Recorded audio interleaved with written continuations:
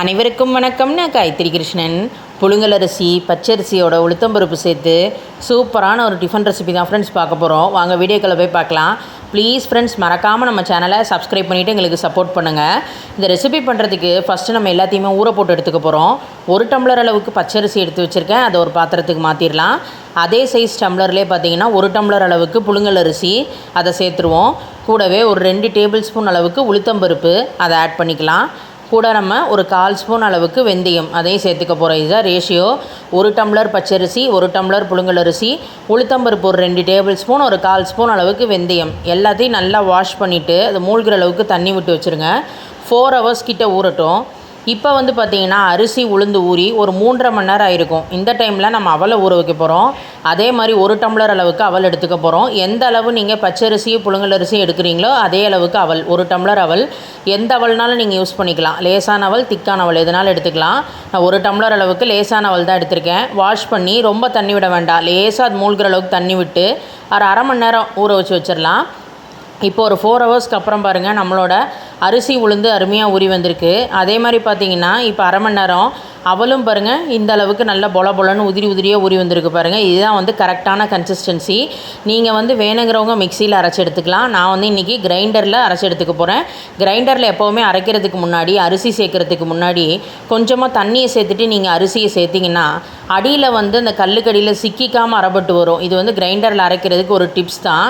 இப்போ தண்ணியை சேர்த்துட்டு ஊறின அரிசி உளுந்தை வந்து நம்ம இப்போ இதில் ஆட் பண்ணிட போகிறோம். இப்போ இதில் கொஞ்சமாக வந்து நம்ம தண்ணியை சேர்த்து தான் அரைக்கணும். கூடவே வந்து நம்ம ஊற வச்சுருந்த அவல் அதையும் வந்து நம்ம எல்லாத்தையுமே ஆட் பண்ணிடலாம். இப்போ இது எல்லாம் ஒன்றா சேர்ந்து அரைஞ்சி வரட்டும். அப்பப்போ தண்ணியை வந்து தெளித்து விட்டு அரைக்கணும். ரொம்ப வந்து தண்ணி விட்டுறக்கூடாது. அதனால் பார்த்து தான் நம்ம வந்து அரைக்கணும். எப்போவுமே அரைக்கும் போது தண்ணி விட்டு சைடெல்லாம் கொஞ்சம் வலிச்சு விட்டுக்கோங்க. அப்போ தான் வந்து சைடில் சில சமயம் அரிசி உளுந்தெல்லாம் அரைப்படாமல் இருக்கும். நம்ம வலிச்சு விட்டுட்டு அரைக்கும் போது நல்லா நைஸாக அரைப்பட்டு வரும். ஃபுல்லாக அரைஞ்சி முடிச்சதுக்கப்புறம் நான் உங்களுக்கு காட்டுறேன். இப்போ பாருங்கள் கம்ப்ளீட்டாக அரைஞ்சாச்சு. நம்ம ஓப்பன் பண்ணி பார்க்கலாம்.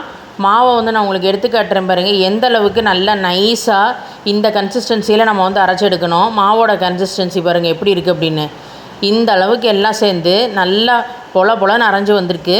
இப்போ இதை ஒரு பாத்திரத்துக்கு மாற்றிட்டு தேவையான அளவு நம்ம இப்போ இதில் உப்பு போட்டுக்க போகிறோம். கையை வச்சு இதை வந்து நம்ம நல்லா அடித்து கலந்து விட்டுக்கணும். ஏன்னா இந்த மாவு வந்து இப்போ நம்ம புளிக்க வைக்க போகிறோம். அதனால் உப்பை சேர்த்து கையை வச்சு நல்லா அடித்து மிக்ஸ் பண்ணி விட்டுக்கோங்க. இன்றைக்கி நம்ம வந்து ஆப்பம் ரெசிபி தான் பார்த்துட்ருக்கோம். ஆப்பத்துக்கு இதே ரேஷியோவில் நீங்கள் ஊற போட்டு பண்ணிங்கன்னா ரொம்ப அருமையாக வரும். மூடி வச்சுருங்க. ஒரு 8 மணி நேரம் கிட்ட புளிக்கட்டும். சைட் டிஷ் பண்ணுறதுக்கு குக்கரில் நம்ம 1 பாட் ரெசிபி தான் பண்ண போகிறோம். ஒரு அருமையான சைட் டிஷ் தக்காளி பழத்தை வச்சு. அதுக்கு வந்து இப்போ குக்கரில் ஒரு டேபிள் ஸ்பூன் அளவுக்கு எண்ணெய் விட்டுக்கிறேன். இதோட கூடவே 1 ஸ்பூன் அளவுக்கு நெய்யும் ஆட் பண்ணிக்கிறேன். ஹீட் ஆகட்டும். ஹீட் ஆனதுக்கப்புறம் கடுகு சேர்த்துக்கலாம். உளுத்தம்பருப்பு, ஜீரகம் ஆட் பண்ணிப்போம். பெருங்காயம், கூடவே கொஞ்சம் கருவேப்பிலையும் ஆட் பண்ணிவிடுவோம். ஒரே ஒரு வரமிளகாய் கிள்ளி போட்டுக்கலாம். எல்லாத்தையும் சேர்த்து மிக்ஸ் பண்ணி விட்டுப்போம். எல்லாம் தாளித்து ரெடியானதுக்கப்புறம் ஒரு பச்சை மிளகாய் கட் பண்ணி வச்சுருக்கேன். கூடவே கொஞ்சம் இஞ்சி துருவல் அதையும் ஆட் பண்ணிக்கிறேன். இப்போ இதில் நம்ம தக்காளி பழம் சேர்க்கலாம். 4 பழுத்த தக்காளி பழத்தை இந்த மாதிரி ரஃபாக கட் பண்ணி வச்சுக்கோங்க. அதை வந்து உள்ளே ஆட் பண்ணிடலாம். இப்போ இதை நம்ம சேர்த்து தாளித்ததோடு மிக்ஸ் பண்ணி விட்டுக்கலாம்.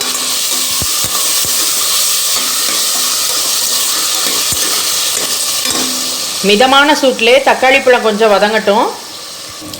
தக்காளி பழம் கொஞ்சம் வதங்கினதுக்கப்புறம் இப்போ இதில் ஒரு 1/2 ஸ்பூன் அளவுக்கு மஞ்சள் பொடி சேர்த்துக்கலாம். கூடவே வந்து இப்போ நம்ம சாம்பார் பொடி சேர்த்துக்க போகிறோம். நம்ம சேனலில் பார்த்தீங்கன்னா சாம்பார் பொடியோட பர்ஃபெக்ட் மெஷர்மெண்ட்ஸ் வந்து நம்ம வீடியோ அப்லோட் பண்ணியிருக்கோம். லிங்க் டிஸ்கிரிப்ஷன் பாக்ஸில் கொடுக்குறேன். கண்டிப்பாக போய் எல்லோரும் செக் பண்ணி பாருங்கள். நல்லா மணமாக இருக்கும். 1 டேபிள் ஸ்பூன் சேர்த்துக்கலாம். கூடவே வந்து தேவையான அளவு உப்பு, சைட் டிஷ்க்கு எவ்வளோ உப்பு தேவையோ அதையும் ஆட் பண்ணிவிட்டு இதை ஃபஸ்ட்டு சேர்த்து ஒரு தடவை மிக்ஸ் பண்ணி விட்டுப்போம். எல்லாத்தையும் சேர்த்து கலந்தாச்சு. நம்ம பருப்பு சேர்க்க போகிறோம். 1 குழிக்கரண்டி அளவுக்கு பாசிப்பருப்பு, 1 குழிக்கரண்டி துவரம்பருப்பு, 2ஐயும் வாஷ் பண்ணி தண்ணி விட்டு ஒரு 10-15 நிமிஷம் ஊற வச்சு வச்சுருக்கோம். அப்படி இதோடய சேர்த்துடலாம். சேர்த்து கலந்து விட்டுருங்க. எல்லாமே சேர்ந்து ஒரு கொதி மட்டும் வரட்டும். தண்ணி வந்து நீங்கள் பார்த்துட்டு விட்டுக்கலாம், வேணும்னா நீங்கள் விட்டுக்கோங்க. எங்களுக்கு தண்ணி சரியாக இருக்குது, ஊறின தண்ணியவே சேர்த்துட்டோம். சேர்ந்து ஒரு கொதி வரட்டும். பாருங்கள், எல்லாம் சேர்ந்து இந்த மாதிரி ஒரு கொதி வர ஆரம்பிக்குது. இந்த டைமில் நம்ம குக்கரை க்ளோஸ் பண்ணி வச்சிடலாம். விசில் போட்டுடலாம். மீடியம் ஃப்ளேமில் ஒரு 3 விசில் வந்து ரெடி ஆகட்டும்.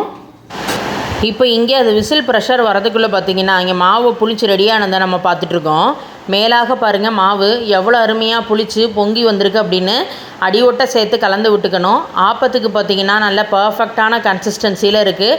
ஆப்பம் ப்ரிப்பேர் பண்ணுறதுக்கு முன்னாடி இதோடு சேர்த்து கொஞ்சமாக மட்டும் தண்ணி ஆட் பண்ணி நம்ம கலக்க போகிறோம். ரொம்ப தண்ணி விட வேண்டாம். கொஞ்சமாக இந்த பர்ஃபெக்ட் கன்சிஸ்டன்சியோட கொஞ்சமாக மட்டும் தண்ணி விட்டு நம்ம நல்லா ஸ்ப்ரெட் பண்ணி விட்டாலே ஆப்பம் வந்து ரொம்ப அருமையாக வரும். ரொம்ப கெட்டியாக இருந்தது மாவு அப்படின்னா ஆப்பத்துக்கு பாருங்கள் இந்த மாதிரி தான் மாவு இருக்கணும். அதுக்கேற்றவாறு நீங்கள் தண்ணி விட்டுக்கலாம்.